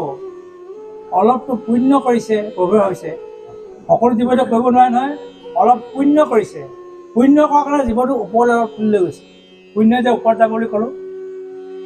সেইকাৰণে প্ৰভুৱে মানুহ শৰীৰটো কৈছে পৰোপকাৰে ইদম শৰীৰম, বেলেগ কৈছে এই শৰীৰটো যে দিছোঁ ইমান সুন্দৰকৈ, এইটো অকল খাওঁটো ফূৰ্তি কাৰণে হয় বুলি নাভাবিবা, এইটো পৰোপকাৰে ইদম শৰীৰম, এই শৰীৰটো আনৰ উপকাৰৰ কাৰণে দিছোঁ, অকল তোমাৰে খাওঁটো ফূৰ্তি কাৰণে দিছোঁ বুলি নাভাবিবা। সুন্দৰ এটা দেহা দিছোঁ, দেখিবলৈ ধুনীয়া, জগতৰ সকলোৱে ভাল পায়, তোমাৰ কাৰণে বুলি নাভাবিবা, জগতৰ তোমাক যদি জগতে ভাল পায় তুমিও ভাল পোৱা। কেলে? আনৰ উপকাৰ কৰা, পৰোপকাৰ কৰা। সেইকাৰণে জীৱবিলাকে পুণ্যৰ কাৰণে আনৰ উপকাৰ কৰি আছে। সেইকাৰণে পৰোপকাৰৰ দুগ্ধন্তি গবা, গাইজনীয়ে আনৰ উপকাৰ কৰিছে কি কাৰণে? অলপ পুণ্য লাগে। পৰোপকাৰৰ ফলন্তি বৃক্ষা, গছজোপাই হেনো তাতো ইচ্ছা আছে, গছজোপা আনৰ উপকাৰ কাৰণে ফল এটা দিছে। কেলে? তাক পুণ্য অকণমান লাগে। কি কাৰণে পুণ্য লাগে? তাক অকণমান জীৱটো ক্ৰমবিকাশক ওপৰলৈ গৈ থাকোঁ, গৈ আমি পুণ্য কৰি আহি যে মনুষ্য জন্ম পাইছোঁ। আমি মনুষ্য জন্ম পাইছোঁ যে অসংখ্য পুণ্য ফলতহে মনুষ্য জন্ম পাইছোঁ। গতিকে এতিয়াও যদি প্ৰভু কথা ক'লে নুশুনো, তেতিয়াহ'লে আমাক কি কৰিব আৰু? মাকে ধৰি বান্ধি দুচাত দিবই আৰু সেইটো খাটাং আৰু। এতিয়া দিয়ে দুচাত চাৰিচাত মাক, সেইটো ভাবিব প্ৰভু তোমাৰ মানে বাক্য আমি শুনা নাই, 2-4 দিছা, বৰ সন্তোষ পাইছোঁ, দিয়া আৰু এইবাৰৰ পৰা শুনিম আৰু এই বুলি প্ৰতিক্ৰিয়া কৰা অকল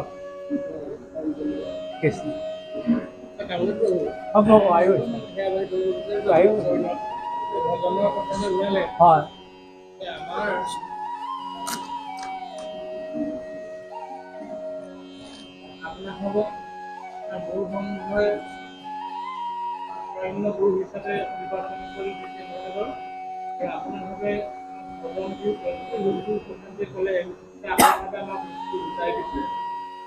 আমি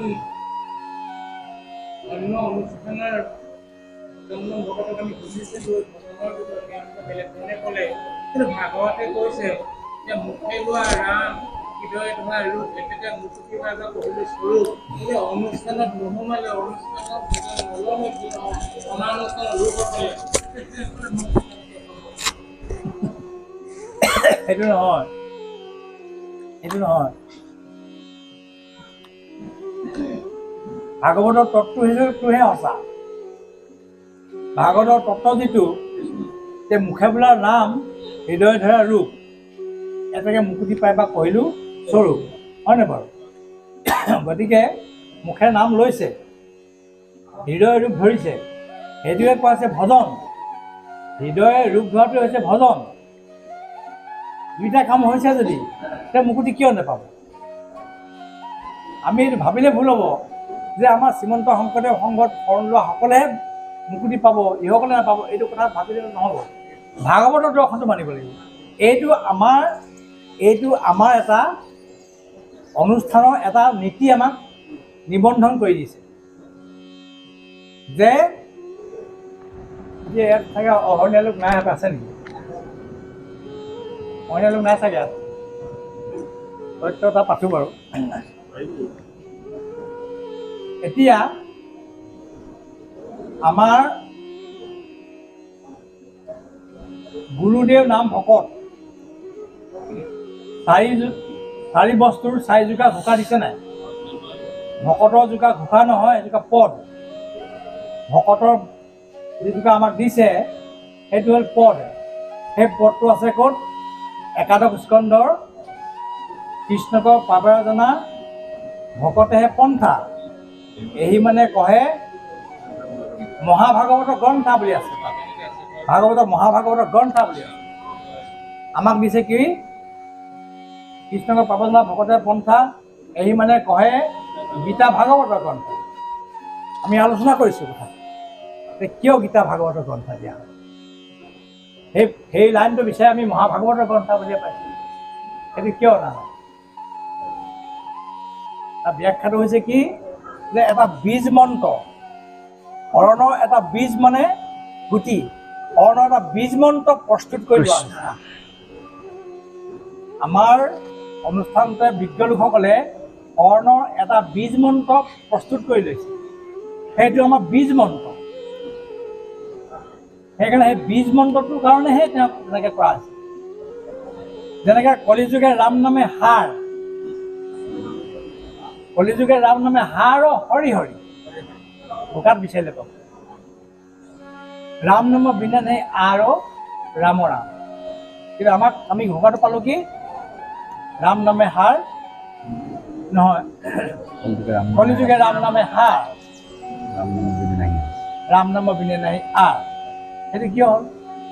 আছে তাত তেনেকৈ আৰু হৰি হৰি হয়নে বাৰু এইটোকে কৈছে যে এইটো এটা বীজ মন্ত্ৰ আমি প্ৰস্তুত কৰি লৈছোঁ এইটোকে বীজ মন্ত্ৰ বুলি হৃদয়ত ধাৰণ কৰা শুদ্ধ অশুদ্ধ নাচাবা বীজ মন্ত্ৰ বুলি হৃদয়ত ধাৰণ কৰিলে সেইটোৱে তোমাৰ ফলটো দিবগৈ এতিয়া বীজ গুটি সেই ফলটো তোমাক দিবগৈ এইটো বীজ মন্ত্ৰ বুলি ধৰা সেইকাৰণে আমাৰ অনুষ্ঠানৰ বীজ মন্ত্ৰ হ'ল সেইটো কোনোবা এটা অনুষ্ঠানে বীজ মন্ত্ৰটো বেলেগ কৰি লৈছে একো নাই ভাগৱত দৰ্শনতে আছে বীজ মন্ত্ৰটো বেলেগ কৰি লৈছে তাত একো অসুবিধা নাই কিন্তু মূল তত্ত্বটো হৈছে ভাগৱতৰ তত্ত্বটো কৈছেগৈ মুখে বোলা ৰাম হৃদয় ধৰা ৰূপ এতিয়া মুখে বোলা ৰাম হৃদয় ধৰা ৰূপ কেতিয়া ৰাম ল'ব লাগিব হৰিচৰণৰ শৰণ লৈলোঁ শৰণ হৈছে নাই আশ্ৰয় হৈছে নাই বোলে শৰণ ল'লোঁ নহয় হয় নেকি বোলে আকৌ দেৱী উপাসনা কৰিলা যে অঁ হ'ব তেনেকৈ চলি গৈছে সেইটোতো শৰণ হ'ল জানো সেই দৰ্শনটো ভাগৱতত আমাক দেখুৱাইছে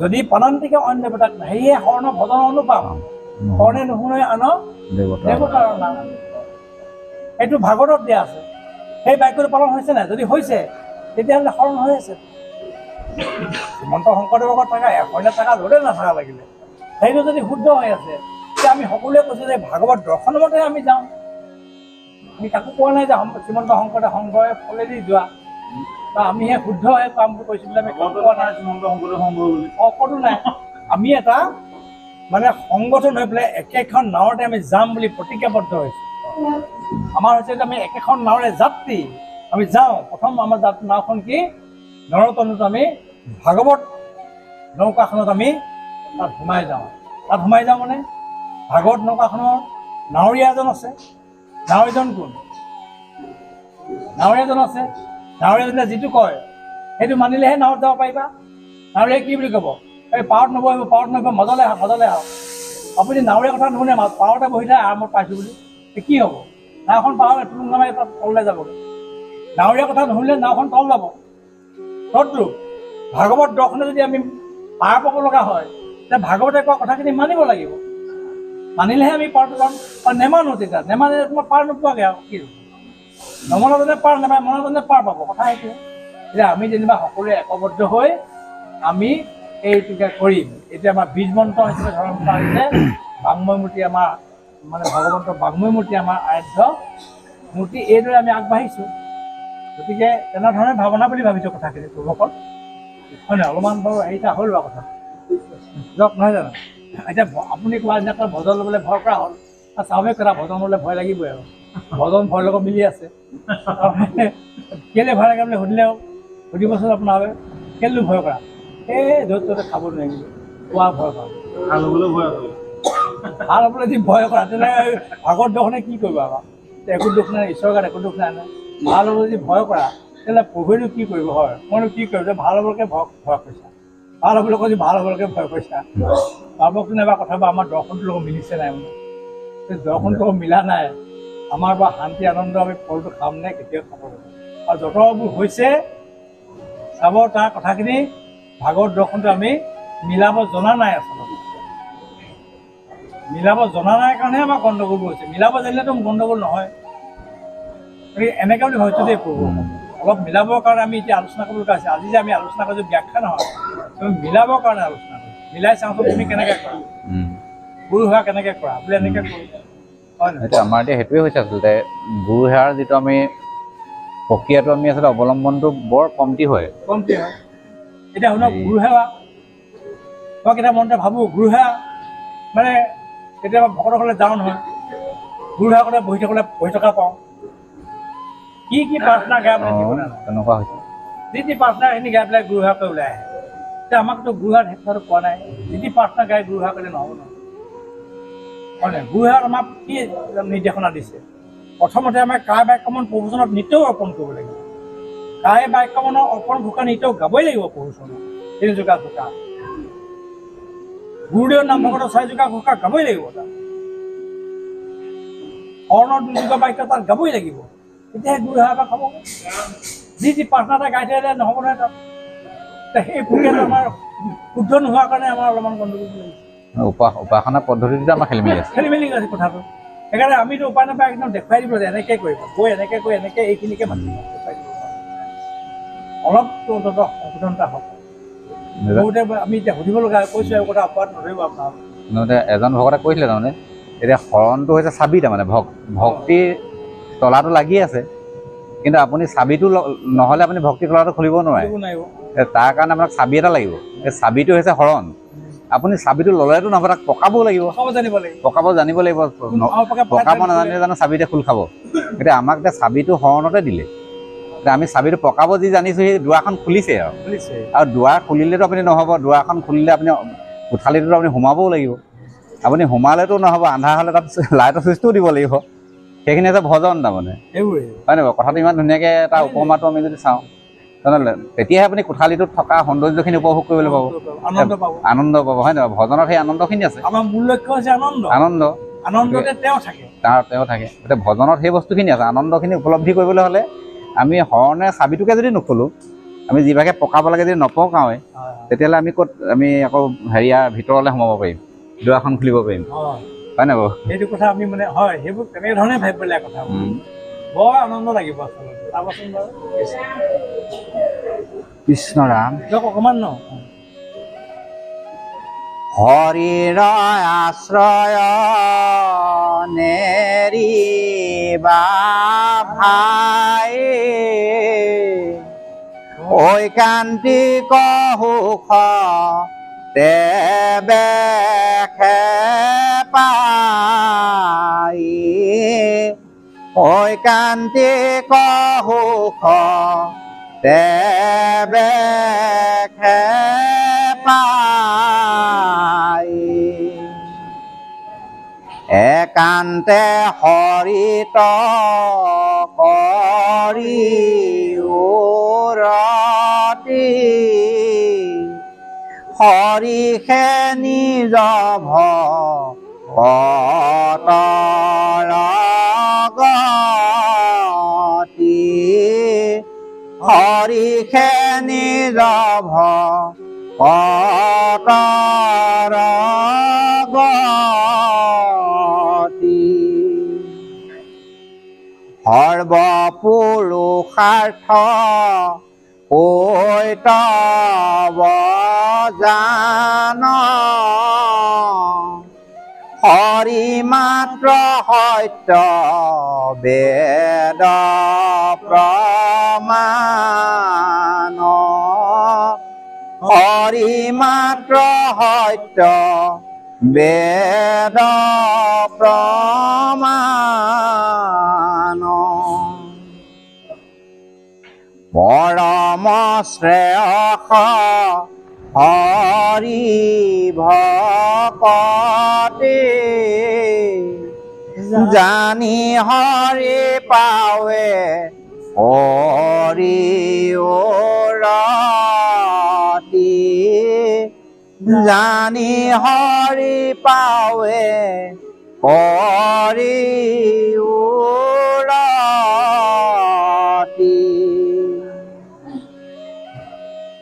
হৰি গুণ নাম কৰি উহাৰ নিজ যশ প্ৰিয় জগয়াধাৰ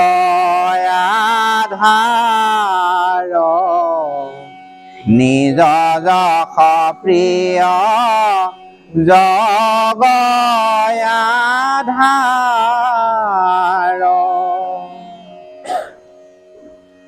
ভগৱন্তৰ প্ৰিয় বস্তু হৈছে তেওঁৰ যশ ভগৱন্তৰ অতি প্ৰিয় বস্তু হৈছে তেওঁৰ যশ গুণ অৰ্চন বন্দনৰ ধ্যানটো কৰি যশ কীৰ্তনত তুষ্ট ভগৱন্ত হয় তেওঁৰ যশটোনো কিটো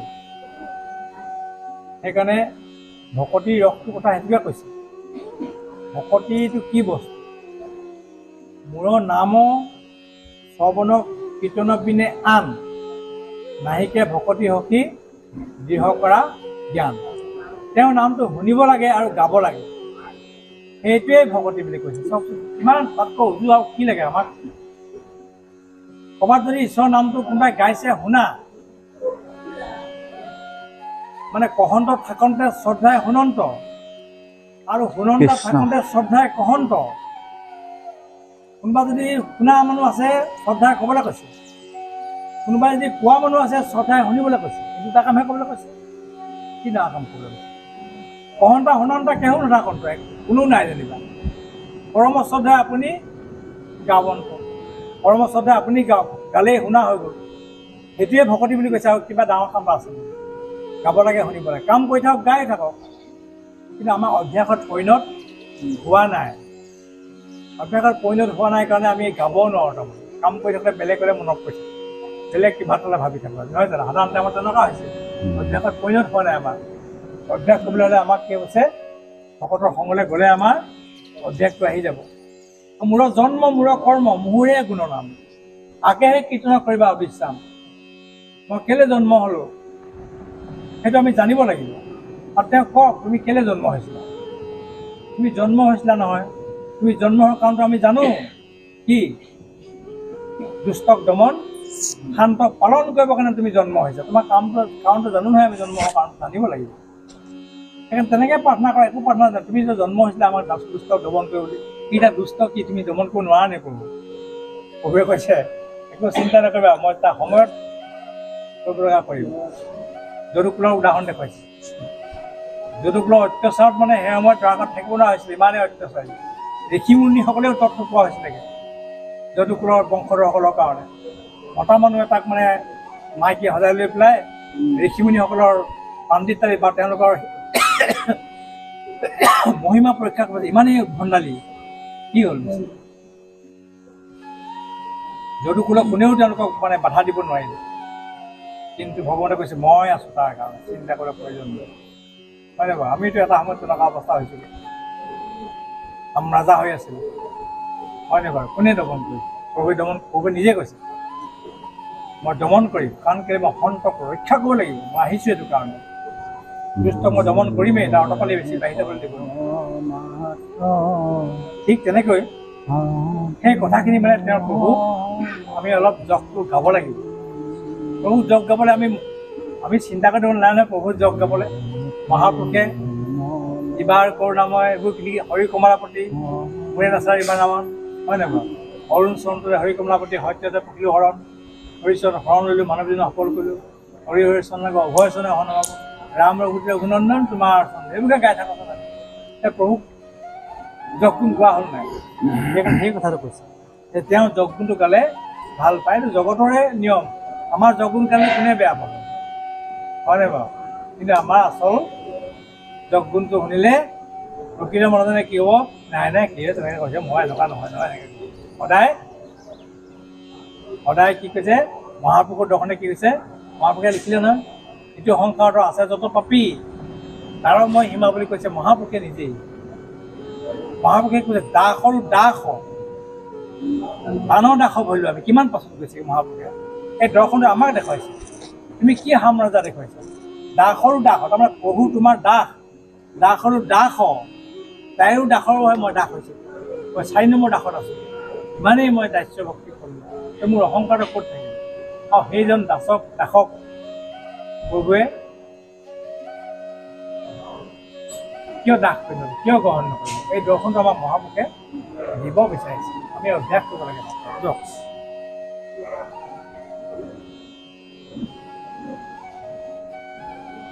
বিধিৰ কিংকৰ তেজী ভকতে, গায়ো হৰি যশ নিৰ্মল মতি, গায়ো হৰি যশ নিৰ্মল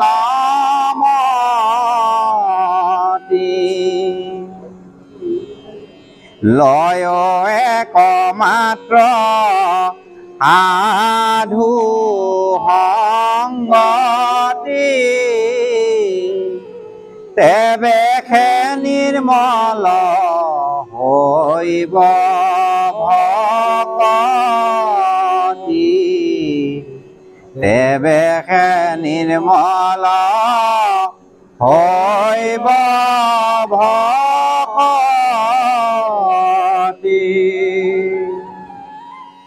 যাৱত কৈতৱ নেৰ মন তাৱত নাপাইবি হৰি চৰণ তাৱত নাপাইবি হৰি চৰণ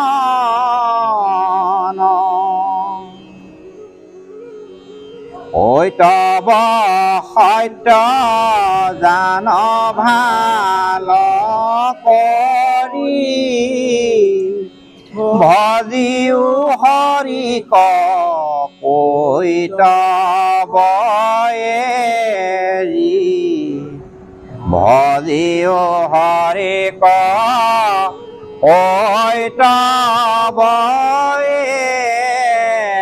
এৰি কপট ভাৱটো পাইছে কপট ভাৱটো মানে মায়া কপট ভাৱটো হৈছে মায়া মায়াহে আমাক কপট গুণ কৰি ধৰি আছে কিন্তু কপট ভাৱটো আমি এৰিবলৈ কৈছোঁ কপট ভাৱটো এৰিবলৈ হ'লে আমি অন্তৰৰ সংগতি ল'বই লাগিব উপায়টো সেইটোৱেই অন্তৰ সংগ নোলোৱালৈকে আমাৰ কপট ভাৱটো আঁতৰি নাযায় চাব সঁচা লাগিছে সেইকাৰণে মহাপুৰুষে কৈছে বিষ্ণু ভকতৰ সংগ লৈবা প্ৰথমত 1 নম্বৰ কথা কৈছে বিষ্ণু ভকতৰ সংগ লৈবা প্ৰথমতে যেনে তেনে বিষ্ণু ভকতৰ সংগ সংটোৱে আমাক মানে ক্ৰিয়া কৰিব সংগ লাগিবই গতিকে বিষ্ণু ভকতৰ সংগ ল'লে আমাৰ হৈ গ'ল সংগৰ যিটো প্ৰভাৱ এইটো মানে সাধুৰ সংগ জনা দুৰ্ভেদ্য মানে প্ৰাচী সাধুৰ সংগত থাকিলে মায়াই তোমাক সাধু সংগ পাৰ হৈ মায়া ধৰিবহি নোৱাৰে দুৰ্ভেদ্য প্ৰাচী বুলি কৈছে সাধু সংগ আমাৰ থাকিবই এতিয়া সাধু সংগলৈ আমি এতিয়া নামঘৰলৈ গ'লে সাধু সংগ লগ পাওঁ হয় নাই বাৰু নামঘৰটো সদায় যাব নোৱাৰোঁ সেইটো এটা বেমাৰ কেতিয়াবাহে যাওঁ সাধু সংগ লোৱাটো ক'ত হ'ব নহ'বগৈ উপায়টো কি সেইকাৰণে মহাপুৰুষে বুদ্ধি কৰিলে সাধু সংগ ভকতৰ সংগ সদায় নুগুচিব সদায় যাব পাৰিলেহে ভকতৰ সংগ নুগুচিব ভকত তোমাৰ হ'লে সদায় নাহে এদিনে হাজিৰি কেনেবাকৈ মানে চাহ তোমাৰ কোনোলোকে দিয়া লাগিলে আৰু গতিকে কি হ'ব উপায়টো কি কৰিম তেতিয়াহ'লে এইবোৰ প্ৰশ্ন সুধিছেনে নাৰদে চাৰি সিদ্ধক যাৰ জ্ঞান আৰু বিজ্ঞান নাই কেনেকৈ বৈৰাগ্য ভাৱটো আহিব একোৱেই নাজানে খাওঁকৈ ফুটি কৰি থাকে বিজ্ঞান বোলা বস্তু বুজিয়ে নাপায় সিহঁতে কেনেকৈ তোমাৰ মায়া পাতৰিব পাৰিব সেইবোৰ কাৰণে নাৰদে চাহিত্য সুধিছে নামৰ ওপৰত আমাক কেনেকৈ এৰা হ'ব নোৱাৰিব নহয় বিষয়ত মজি আছে সদায় জ্ঞান বিজ্ঞান তেওঁলোকৰ নাই কেনেকৈ তোমাৰ নামৰ ওপৰত কিবা হাত আহিব এতিয়া চাৰি সিদ্ধ উত্তৰটো দি দিছে খাটাংকে সততে ফুৰে হৰি নামক গাই নামৰ দোহ তেবে এৰা বুজো হ'ল নাই কথাটো গতিকে নামৰ দোহ তেবে সততে হৰি নামটো গাই থাকিব ভকতৰ সংকলে হৰি নামটো ওলাব ভকতৰ সংকলে নেযায় আপুনি ক'ত ওলাব তাৰমানে আমাক মহাপুৰুষে কৈছে তোমাৰ ঘৰত যিকেইটি সংগ পাইছা সেইকেইটিকে আকৌ ভকত কৰি লোৱা তাৰ বিকল্প নাই আৰু আহিব যদি নোৱাৰাই নহয় ঘৰত যিকেইটা পাইছা সেইকেইটাকে হৰি ভকত কৰি লোৱা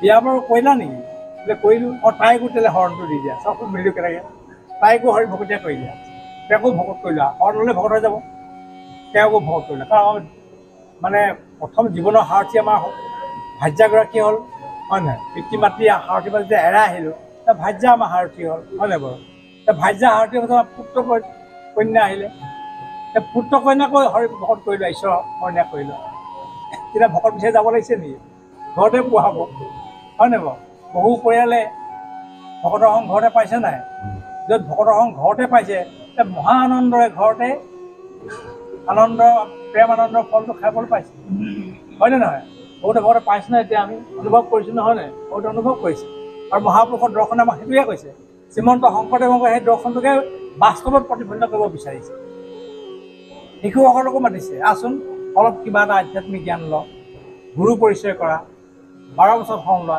আইসকলকো মাতি দিলে তোমাৰ সন্তানটি কেনেকৈ ধৰণে ডাঙৰ দীঘল কৰিব কেনেধৰণে ভকত কৰিবা আইসকলক মাতি দিছে নাই যুৱকসকলকো মাতিছে কেনেকৈ তোমালোকে ঈশ্বৰৰ সৈতে হ'ব পাৰিবা, প্ৰয়াসটো কৰিবা। শ্ৰীমন্ত শংকৰদেৱে প্ৰয়াস কৰিছে ভাগৱত দৰ্শনটো বাস্তৱত প্ৰতিফলিত কৰিব কাৰণে। এতিয়া আমাৰ যদি তাত সন্মতি নাই, তেতিয়া ফলটো আমি খাবলৈ পাম জানো? সেইকাৰণে যিসকলে সন্মতি জনাইছে, আমাৰ শ্ৰীমন্ত শংকৰদেৱ সংঘৰ নীতি আদৰ্শৰ প্ৰতি যাৰ সন্মতি আছে বা আমি সম্পূৰ্ণ সহযোগ কৰিছোঁ, আমাৰ ল'ৰা ছোৱালীবিলাক, আমাৰ আইসকল, আমাৰ যুৱক যুৱতীসকল নিশ্চয় মানে এটা সৎ পথে গতি কৰিছে। আমি তাতেই আনন্দৰ ফলটো আমি পাবলৈ পাইছোঁ। এই ব্যৱস্থাটো শ্ৰীমন্ত শংকৰদেৱ সংঘ। আমি সেইকাৰণে আমি গৌৰৱ অনুভৱ কৰোঁ। আমি ক'ৰ সংগী বুলি ভাবিছোঁ? শ্ৰীমন্ত শংকৰদেৱ সংঘৰ এজন আমি সেৱক, আমি সেৱা। আমি কেৱল সংগীয়ে নহয়, আমি সেৱক। শ্ৰীমন্ত শংকৰদেৱ সংঘৰ সেৱক আমি, হয় নহয়? সেৱক মানে কি? বৰ্ণলৈ সেৱক নহয় নহয়। চিন্তা চৰ্চাবিলাক, কাৰুকাৰ্যবিলাক, কাম কাজবিলাক, গতিবিধিবিলাক শ্ৰীমন্ত শংকৰদেৱ সংঘৰ নীতি আদৰ্শমতে হ'লে আমি শ্ৰীমন্ত শংকৰদেৱ সংঘৰ সেৱক হ'লোঁ আমি, হয় নহয়? কিন্তু শৰণ ল'লোঁ হয়, ভজন ল'লোঁ হয়, কিন্তু গতিবিধিবিলাক শ্ৰীমন্ত শংকৰদেৱ সংঘৰ লগত নিমিলে আমাৰ। বোলে বাহিৰে বাহিৰে গৈ খাই আহিলোঁ, হ'বনে বাৰু? বাহিৰে বাহিৰে গৈ খাই আহিছোঁ, মই ৰভাত নাই বহা, হ'বনে? নীতিবিধিটো মিলিবনে? এনেকুৱা কথাবোৰ আমি অলপ আলোচনা কৰিব লাগিব বুলি ভাবিছোঁ। সেইকাৰণে কৈছোঁ বহুসকল আপোনালোকে নেজানে বুলি কোৱা নাই। আমি প্ৰথমতে উপদেশ, আমি উপদেশ সেইকাৰণে দি আছোঁ। আমি তেনেকুৱা কৰিছোঁ নেকি? নিজকে উপদেশ দিয়ক। নেযাওঁ, যাব নোৱাৰিম নহয় সেইদিনাখন। নেযায় যদি আগদিনাই মাত এষাৰ মাতিছে হ'ব, বাহিৰে বাহিৰে যাম আৰু মই ভিতৰত নোসোমাওঁ। হয়, তেনেকৈ কৈছা নেকি? নহ'ব নহয় কথাটো। নীতিটো উলংঘা হ'ব নহয়। নীতিটো উলংঘা হ'লে আপোনাৰ কথাটো কেনেকৈ ৰক্ষা কৰিব? ৰক্ষা নকৰিলে নহ'ব নহয় আকৌ।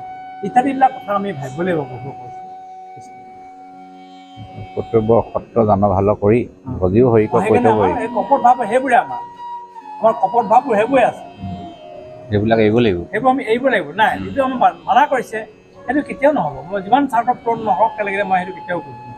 সেইটো কপট ভাৱ আমি এৰিব লাগিব। হয় কৃষ্ণ। অঁ হয় নেকি?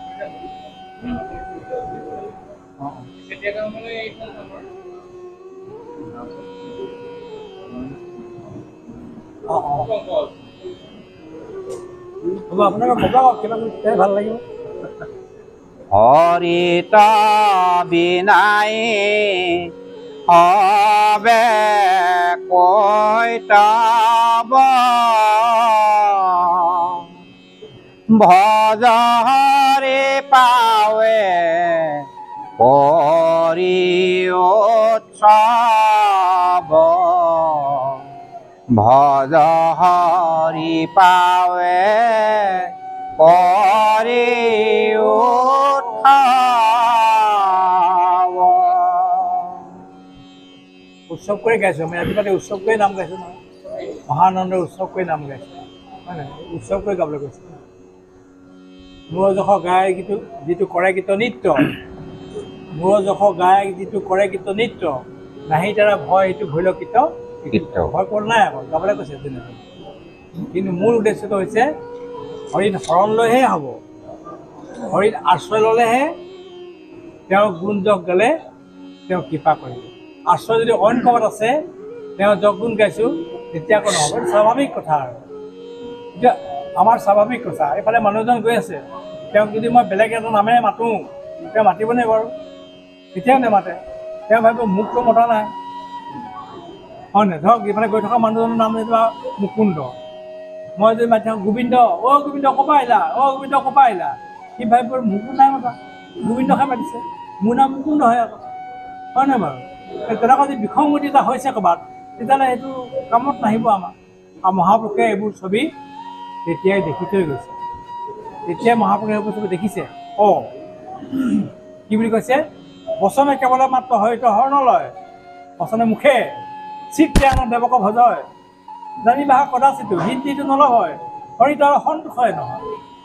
ইমান সুন্দৰকৈ বুজাই দিছে। দেখি থৈ গৈছে মহাপুৰুষে এখন ছবি, বোকা হস্তত লিখিছে মহাপুৰুষে। সেইখন ছবি মহাপুৰুষৰ দিনৰ ছবি, দেখি থৈ গৈছে। সিহঁতে চোন দেৱতা পূজা কৰিছে, আকৌ ঈশ্বৰৰ নাম গাইছে। সেনেকুৱা সেই বিসংগতিটো মানে হ'লে প্ৰভু কৃপা নহ'ব। সেইখিনিকে শুদ্ধ কৰিবৰ কাৰণে মহাপুৰুষে হাতত কলম তুলি লৈছে। এতিয়া মহাপুৰুষে আমাৰ গাই যোৱা কোটটাত কৈছে কপট ভাৱৰ ওপৰত মানে মহাপুৰুষে গুৰুত্ব দিছে। কপট ভাৱ সকলো জীৱৰে আছে, কুকুৰবিলাকৰ কপট ভাৱটো কি জ্ঞাতি হিংসুকি সিহঁতি জ্ঞাতিটোক কেতিয়াও দেখিব নোৱাৰে ঠিক তেনেকৈ প্ৰত্যেক জীৱৰে এটা কপট ভাৱ আছেই আমাৰো কপট ভাৱ এটা আছে আনৰ ল'ৰাটো নিজৰ ল'ৰা বুলি ভাবিবলৈ মন নাযায় আনৰ বস্তুবোৰ মানে তেওঁৰ বুলি ভাবিবলৈ মন নাযায় মোৰহে কৰি ল'বলৈ মন যায় এইটো কপট ভাৱ সেইবোৰ থাকিবই সকলো জীৱন কিন্তু সন্তৰ সংগত গ'লে সেই কপট ভাৱবোৰ লাহে লাহে নাইকিয়া হৈ যাব এতিয়া কৰি চালে প্ৰমাণ পাই যাম আমি এতিয়া আমাৰ কৰি চোৱাতে কথা আৰু এতিয়া কৰি বহুতে প্ৰমাণ পাইছে নিজে অনুভৱ কৰিছে নিজে মানে এটা ব্যক্ত কৰিছে যে যিটো মানুহৰ যিটো অৱস্থাত আছিলোঁ মই যদি পালোহেঁতেন সেইটো অৱস্থাত একে ঠেকেচা তাত দিলোহেঁতেন পিছে এতিয়া নোৱাৰোঁ এতিয়া কেলৈ নোৱাৰোঁ সেই অৱস্থাত থকালে একে ঠেকেচা তাক দিলাহেঁতেন এতিয়া নোৱাৰোঁ কেলৈ ভকতৰ সংগ লাগিব সেই ভাৱনাটো মোৰ নাই সেই ভাৱনা সেই চিন্তা সেই অনুভৱ মোৰ নাই শেষ হৈ গ'ল তেতিয়া ভকতৰ সংগত যোৱাৰ কাৰণে এই কপট ভাৱবোৰ শেষ হৈ গ'ল এইটো প্ৰেক্টিকেলি হ'বই বিজ্ঞানসন্মত এইটো আমাক মানে কৰি চাবলৈ কৈছে ভকতৰ সংগত গৈ চোৱাচোন বাৰু তোমাৰ বেয়া ভাৱবোৰ আঁতৰা হয় নহয় আমাক সেইকাৰণে কৈছে দৈৱ বশেত যদি সাধুৰ সংগ পায় দৈৱ বশে তাৰমানে আমি সাধুৰ সদায় নাপাওঁ দৈৱ বশে যদি সাধুৰ সংগ পায় নিষ্ঠে জানিবা যাৰ স্বভাৱ দূৰ হয় নিষ্ঠে জানিবা তাৰ স্বভাৱ দূৰ হয় হ'বই স্বভাৱটো দূৰ দৈৱ বশত মানে ভাগ্যবশত যদি কেনেবাকৈ সাধু সংগ পাই যায় তাৰ স্বভাৱ দূৰ হ'বই এইটো খাটাং গৈ চাওক সাধু সংগলৈ গৈ চালে গম পাই যায় অকল সাধু সংগ নগ'লে আমি মদাহী সংগলৈ গ'লেচোন আমাৰ স্বভাৱটো মদাহী দিলে যাবগৈ আৰু হয় নাই বাৰু স্বভাৱ দূৰ হ'ব নাই আগৰ স্বভাৱ আছিলে মদ নোখোৱা মদাহী সংগলৈ গুচি গ'লোঁ কি হ'ব তেতিয়াহ'লে আগৰ স্বভাৱটো দূৰ হৈ যাব মদ নোখোৱা স্বভাৱটো দূৰ হৈ যাব মদ খাবগৈ লাগিব তদটো আমাক কৈছে যে সাধু সংগ যদি কেনেবাকৈ পাই যাওঁ তেতিয়াহ'লে আমাৰ আগৰ যিটো স্বভাৱ সেই স্বভাৱটো নাইকিয়া হৈ যাব এইটো একদম খাটাং বিজ্ঞানসন্মত সাধুৰ সংগ যেনেকৈ সংটো কথা আমাক সদায় সবৰে উদাহৰণ দিয়ে লোহা আস্থাও চুম্বকত পৰিণত হৈ যাব পাৰে কেলৈ যদি চুম্বকত পায় ঘঁহে থকা হয় এইটো বিজ্ঞানসন্মত কথা এইটো অসত্য নহয় প্ৰমাণ কৰি চাব পাৰে তদটো আমাৰ সাধু সংগটো তেনেকুৱা সাধু সংগত সদায় মতি কৰা সাধু সংগত সদায় লগত থকা আমাৰ যিবোৰ বেয়া স্বভাৱ আছে এইবোৰ সকলো নাশ হৈ যাব সেইকাৰণে মহাপুৰুষে আমাক এই সংগ কথাটো গুৰুত্ব দিছে এইটো কাৰণে নহ'লে উপায় নাপাবা মায়াৰ যিটো প্ৰভাৱ পৰি আছে আমাৰ ওপৰত আমি ৰক্ষাৰ তৰণি নাপাম জমকালে মায়া মৃত্যু বেয়া আছে বাঘজাৰি কৰি সুবিধা পালেই ধৰিব যাব সাধু সংগ কৰিলে কিন্তু আমাৰ এইবিলাকে একো কৰিব আমাৰ এইফালৰ পৰাও ৱাৰ্ণিং মাৰিছে আমি ফাইনেল কৰি দিব নহয় জানো এইটো হেম ভাই এটা বৰ ভাল কথা কৈছিলে কওক তাৰমানে যে ভাগৱত জীৱন যেতিয়া আৰম্ভ হৈ যায় তেতিয়া মানে মানুহৰ জীৱনত এটা এক্সাৰচাইজ আৰম্ভ হৈ যায় এক্সাৰচাইজটো মানে কি এইটো ষ্টপ এক্সাৰচাইজ বোলে ষ্টপ মানে আপুনি ধৰক আগতেতো এখন হাতে মাৰিয়ে দিলেহেঁতেন কিন্তু আপোনাৰ হাতখন ৰৈ গৈছে ষ্টপ এক্সাৰচাইজ আপুনি এই ভৰিকেইটাটো গ'লেইহেঁতেনে গধূলি সময়ত কিন্তু আপুনি ৰৈ গ'ল ষ্টপ এক্সাৰচাইজ তাৰমানে আৰু তেনেকৈ আমি ষ্টপ এক্সাৰচাইজবিলাকক নিজে কৰিবলৈও চাব লাগিব এই হাতখনকে ক'ব লাগিব এই হাতখনেইতো নিপিনে আপোনাৰ মুখত আকৌ জিভাত দিবহি নহয় জানো আৰু এই জিভাখনেই কৈ দিব গতিকে আপুনি ক'বলৈ লোৱাৰ লগে লগে আপোনাৰ ষ্টপ মানে আপোনাৰ ৰখাই দিছে আপুনি যিটো কথা আগতে যিটো বাক্য বুলিয়েই দিলেহেঁতেন কিন্তু নুবুলিলোঁ নহয় মই কেলৈ ৰৈ গ'ল বিপদৰ পৰা ৰক্ষা পৰিলোঁ মোক কোনে দিলে ভাগৱতে দিলে তাৰমানে ষ্টপ এক্সাৰচাইজ তাৰমানে আমাৰ জীৱনটোৱে এটা ষ্টপ এক্সাৰচাইজ লৈ লয় তাৰমানে নিজে ক'ব নোৱাৰাকৈ ভাগৱতে দিয়ে সেই বস্তুটো আমি প্ৰমাণ পাইছোনে প্ৰমাণ পোৱা নাই আমি ইয়াত বহি থকা সকলোৱে প্ৰমাণ পাইছোঁ জীৱনৰ এটা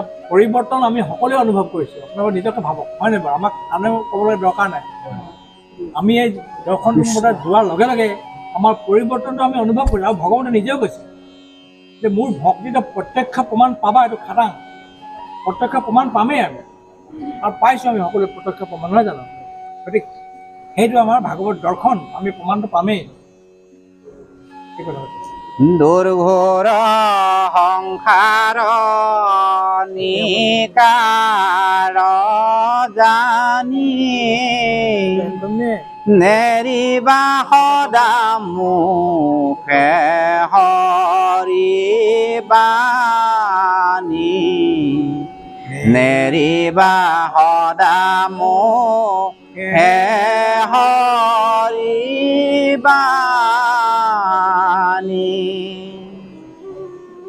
দেৱেশে হৰিৰ পাইবা আশ্ৰয় ভজিও হৰিতে জিলা ভয় ভজিও হৰিতে জিলা ভয় নিৰ্গুণ হৰিৰ গুণ গায়া পৰমানন্দ পাইবাতে যি মায়া পৰমানন্দ পাইবাতে যি মায়া হৰি গুণ নাম নিগম তত্ত্ব মুকুট হবৰু মোক্ষ সন্মত মুকুট হবৰু মোক্ষ সন্মত জানি হৰি পাৱে নেৰিও আশ কহে মোৰ সমতি মাধৱ দাস কহে মোৰ সমতি মাধৱ দাস ৰাম কৃষ্ণ ৰাম কৃষ্ণ ৰাম কৃষ্ণ ৰাম কৃষ্ণ বোলা মন ভাই হৰিও সন্তোষ হয় গোচয় সংসাৰ ভয় হৰি পদ সেৱা সুখ পায় হৰি ৰাম হৰি পদ সেৱা সুখ পায় হৰি ৰাম হৰি ৰাম